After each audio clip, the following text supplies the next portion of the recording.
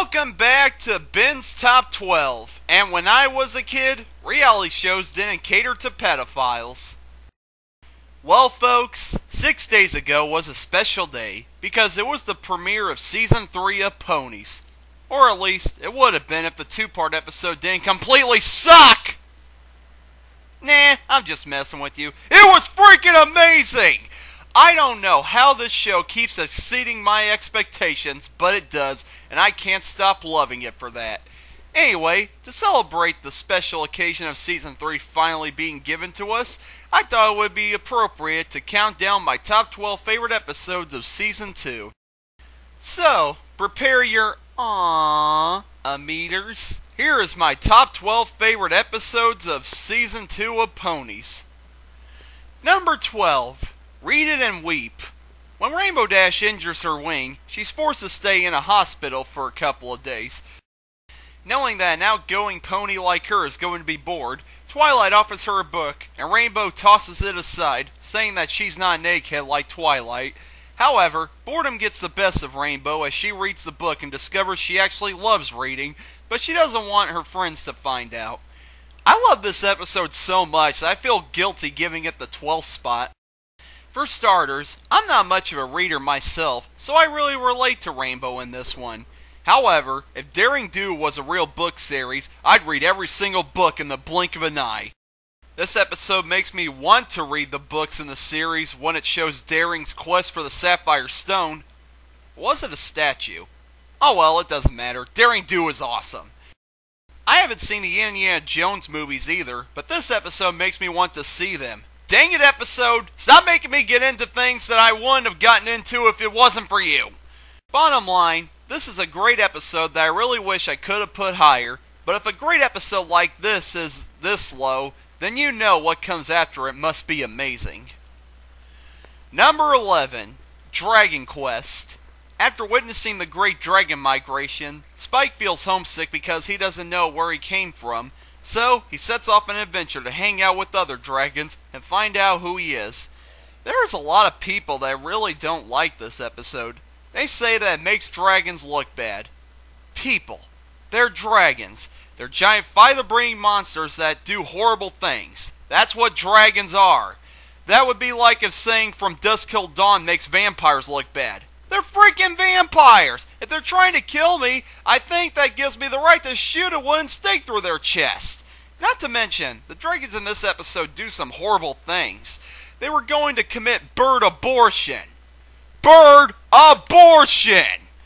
Plus, I love seeing Spike actually doing something on his own, rather than being just there. Not to mention, I love the heavy metal music that plays in the background during most of this episode. Now, isn't that just like all other girls' shows to have heavy metal music playing? Not to mention, what the heck ever happened to Pee-wee? For all we know, he's probably at the bottom of a ravine with cement tied to his legs, along with Pipsqueak and Tank. They had to go somewhere! Finally, I just love the lesson of this episode. Spike learns that just because he's a certain thing, doesn't mean he has to act like that certain thing. Am I the only one that thinks this is a message to bronies from Media DHX? Yeah, so what if we're manly men who use Old Spice body wash and like watching things blow up? We can like a show about colorful ponies. Nobody can say otherwise. Anyway, Dragon Quest is an underrated episode that shows this show can be good when it's not focusing on the ponies. Number 10. The Cutie Pox. I know this episode really isn't a favorite among bronies, but I don't give a crap.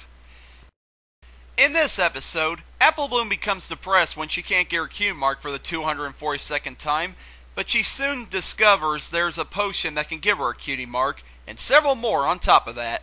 This leads to her having a disease called the Cutie Pox, which causes ponies into doing all sorts of skills that appear on their flanks.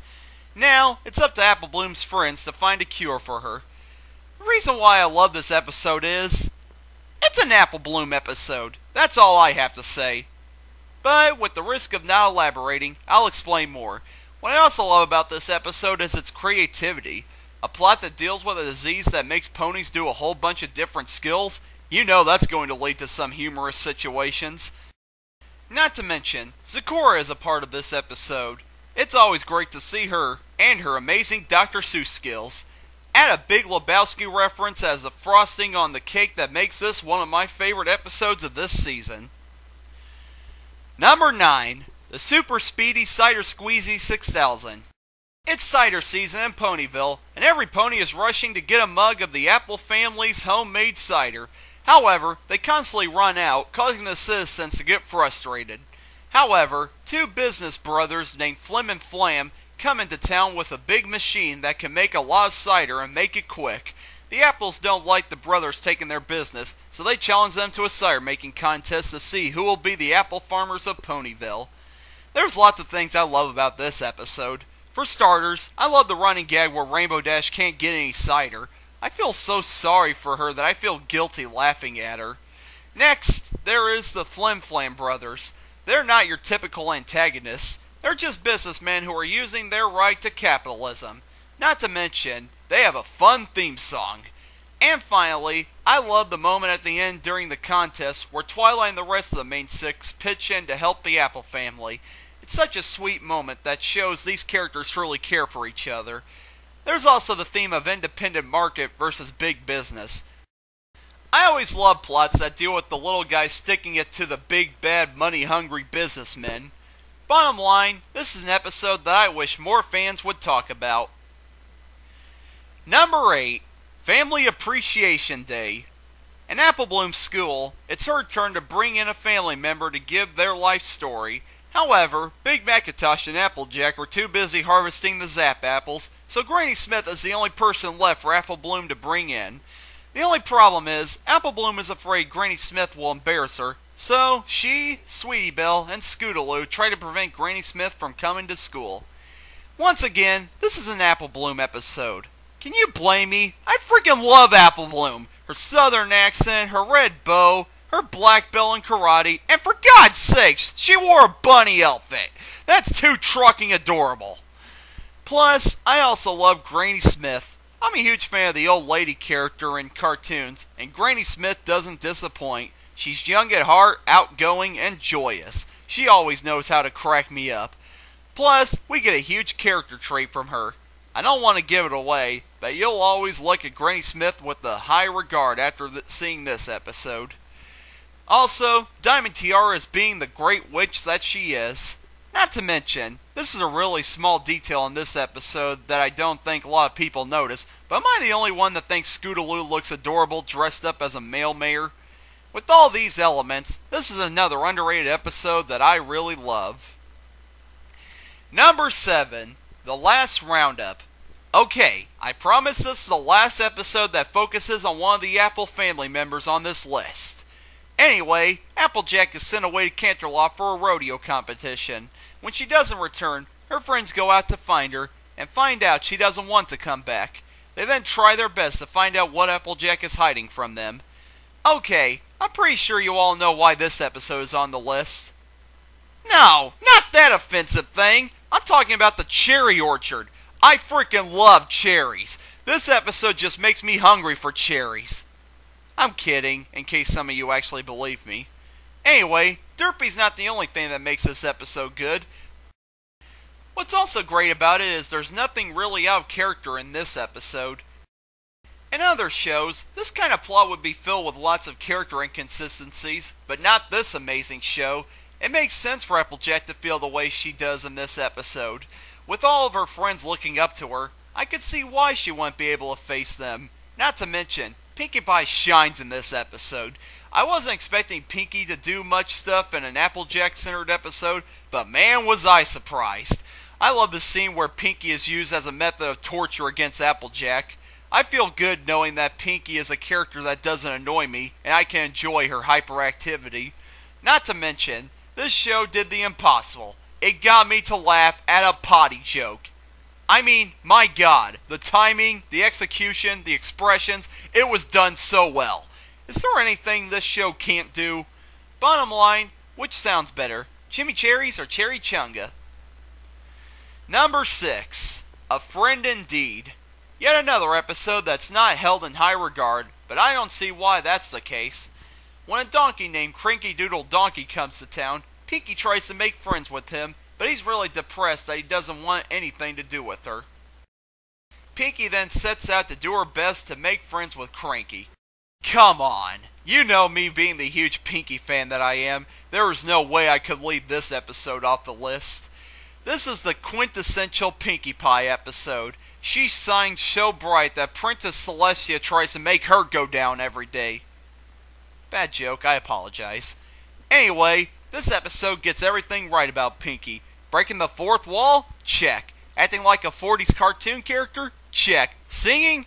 Quadruple check. Speaking of that, Pinky sings quite possibly her best song, and my favorite song of this whole show so far, Smile. It's a song that sums up Pinky perfectly, and has a simple message that if you want all your problems to go away, all you have to do is smile, smile, smile. I think if we play this song to all the world leaders, then peace will finally be reached. Bottom line, I love a friend indeed. Number 5, Babycakes. I'm not putting a lot of these Pinky-centered episodes on my list because Pinky's my favorite character. Oh, you know I am. In this episode, the Cakes give birth to a baby unicorn and a baby Pegasus, and Pinky is ecstatic to see that she has new friends to play with. However, when the Cakes have a very important order to fill, Pinky has to babysit the babies, which she thinks will be easy, until she actually does it. This is yet another great example of a Pinky episode, but that's not why I love it. I love Pinky for being herself, but she learns a great lesson in this episode. I love how she learns to be responsible, and she actually has to act like an adult for once. That is such a huge character development for Pinky. I was actually proud to see her mature for once, despite the fact that I have nothing against her acting cartoonish. Plus, the Babycakes are so adorable! Oh, with the dog, with the dog. Uh-oh, I'm acting girly again. You know what that means. Bikini Girl montage!